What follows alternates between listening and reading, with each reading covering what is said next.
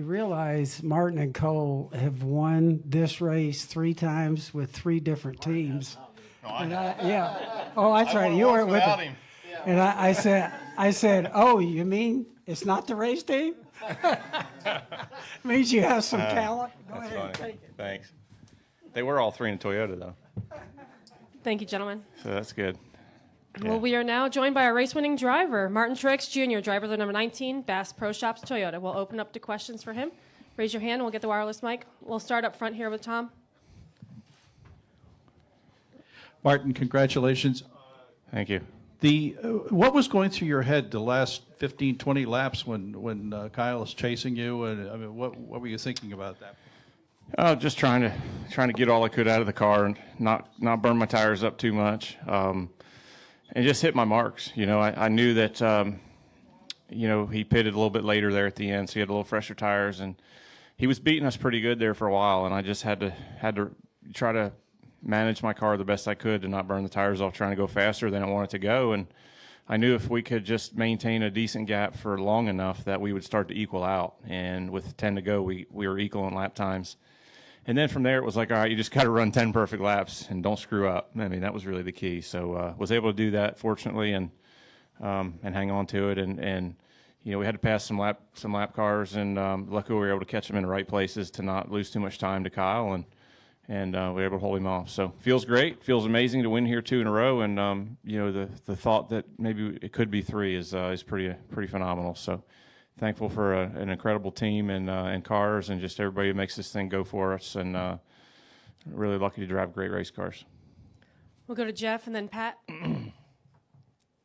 On TV, they were kind of building up the fact that they feel like you and Kyle are a rivalry, and I guess I'd never really thought of it that way. But your history does go back to the first championship that you guys competed against each other in Busch Series. And do you consider you and Kyle a rivalry? I consider anyone that you have to beat to win races and championships a rivalry.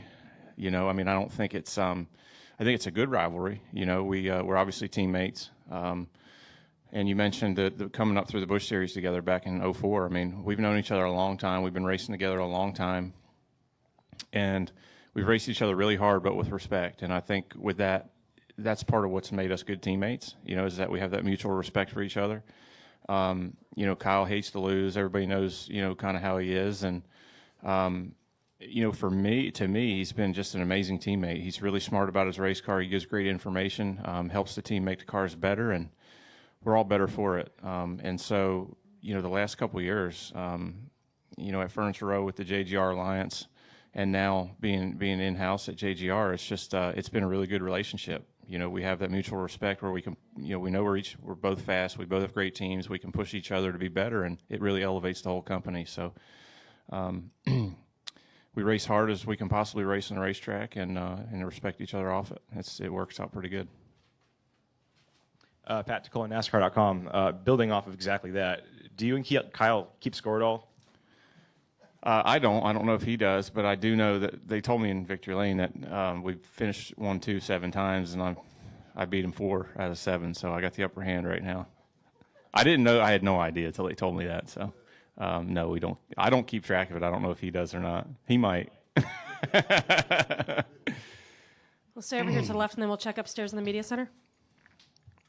Martin, Joe Gibbs is a legend in the industry. How's this year been? How is it working with him, and is it any different than you thought it would be? It's been great. I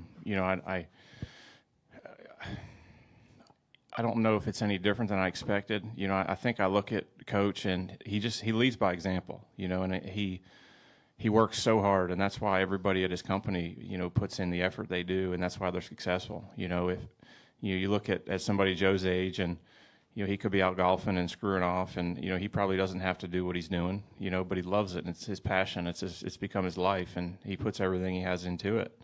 I can tell you every time I go to the shop, he's there, and if he's not on a plane somewhere meeting with sponsors, he's there. And that's, if you want to build something great, you got to lead by example, and that's what he does, and that's why he is who he is. And I'm sure it was the same way in football. So he's 100% committed, and it's been amazing to be able to see that and learn from it, and just to work for him and be part of his team has been it's been a blessing. So we're very lucky to drive great cars and great, for a great team. It's been incredible.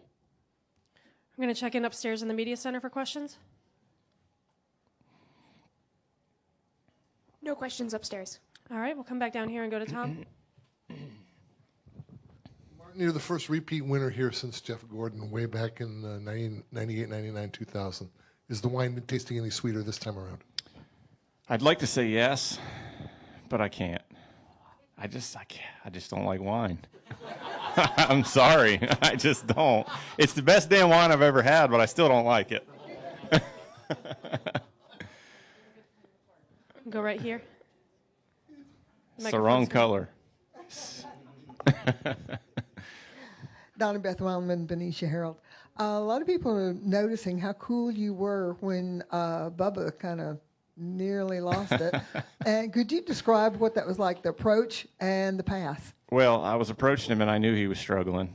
Obviously, he was, about to get lapped, and I'm sure his tires were just smoked because he was sliding all over the track. And that was really the best case scenario was him blowing that corner, so I could get under him and get on by him.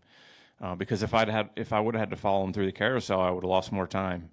That's at that point in the race, that's when Kyle was really catching me, and so I needed to make quick work of those guys and lap them as quick as possible. So I was able to catch a couple of them in the right spot. The 27, I had to pass him on the outside of the carousel once, which was not good. It cost me a lot, but other than that, all the rest of them, I just happened to catch them right, and they were very courteous. So it's just sometimes it works out that way, and sometimes it don't. I'm going to come back up here to the front. There's a microphone coming for you, Tom. Martin, you alluded earlier to the fact that this could have been 3 in a row here for you. Should have been. Okay. What happened in 2017? Refresh our memory. We blew up at the end. Yeah. Well, yeah. David Wilson, he already let me know today. He's like, yeah, I know we should be 3 in a row. We let you down, but it's part of being a great partner. We go to battle together each and every week through the good and the bad.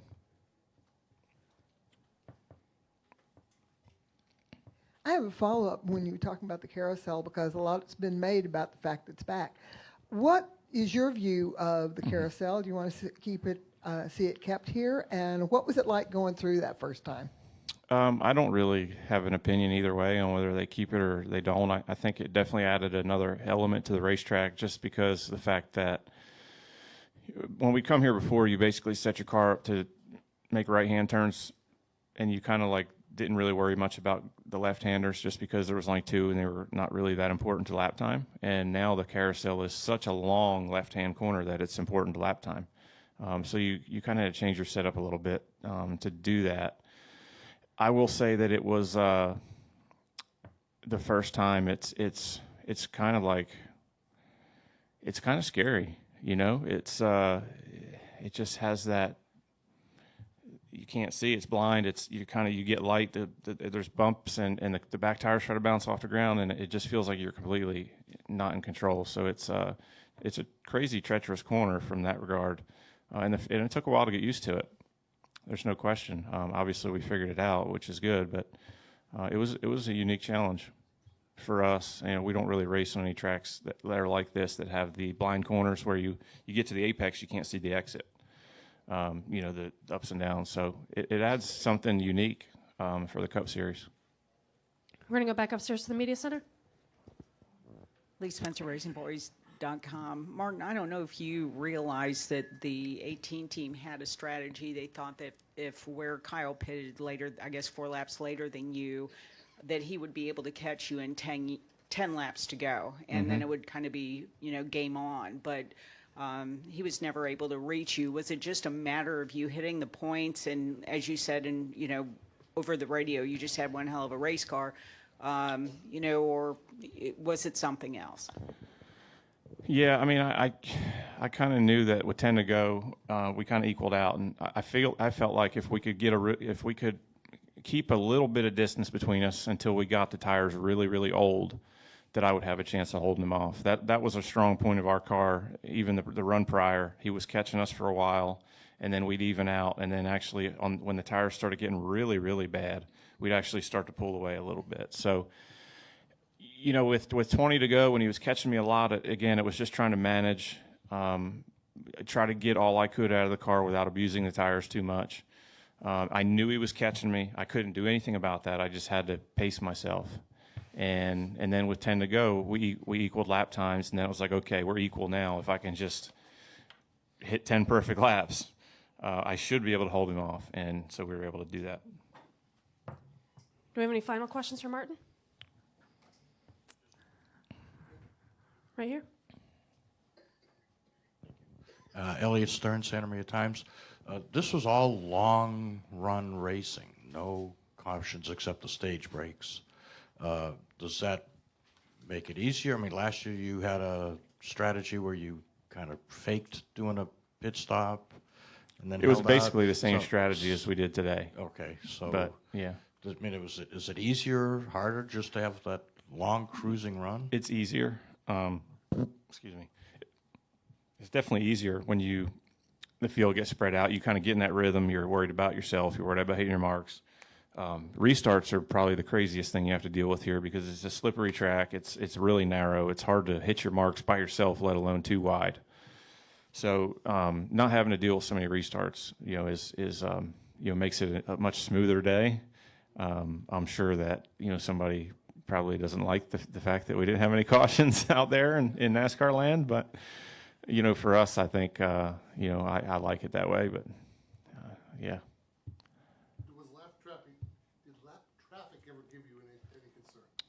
Well, yeah. At the end, I had to pass a few guys with 10 to go, or where I don't even know when it was, but I had to, and again, I caught them in the right spots, and a couple guys, were very courteous, so yeah, it all worked out. No, I mean, I only caught one in a bad spot. That was 27.